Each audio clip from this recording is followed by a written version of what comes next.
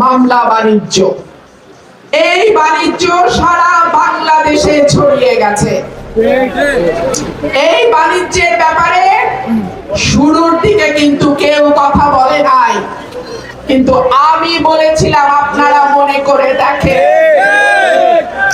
আমি বলেছিলাম এক একটা মামলার এফআইআর শত শত আসামি মিথ্যাভাবে পয়সা দিয়ে হয় কারো নাম দেয়, আবার সেই নাম কাটানোর জন্য আবার পয়সা দেয়। তাই আমি বারবার বলেছিলাম এই মামলা বাণিজ্য কিন্তু ধ্বংস নিয়ে আসবে।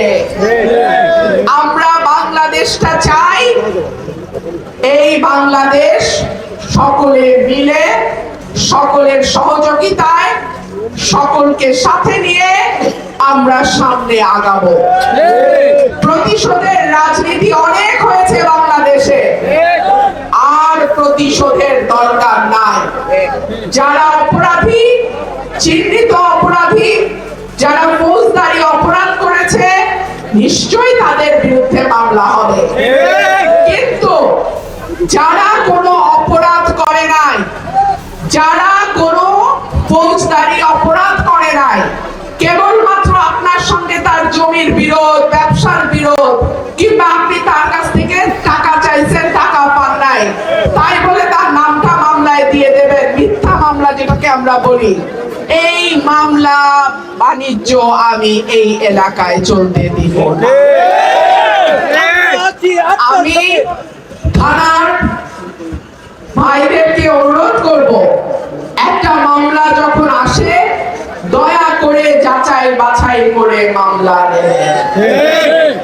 আর একটা শুরু হয়েছে শোন অ্যারেস্ট, জামিন হয়ে যায়, বের হওয়ার সময় জেল গেটে বলে আরেকটা মামলা আছে। এইগুলোর পরিণতি ভালো হবে না। কোনো একটা জায়গায় তো আমাদেরকে থামতে হবে, তাই না? আমি 5 বছর ক্ষমতায়, আমি শোধ নিলাম, আবার নতুন যারা আসবে তারা আবার আমাদের উপর শোধ নেবে, আবার আমরা আসবো, আমরা আর কত শোধ নেয়া নেই খেলা খেলবো। এইবার আমাদের নতুন ভাবে চিন্তা করা দরকার। অপরাধীদের নিশ্চয়ই শাস্তির আওতায় আনতে হবে, কিন্তু নিরপরাধ, বিনা অপরাধে যেন কাউকে সাজা দেয়া না হয়।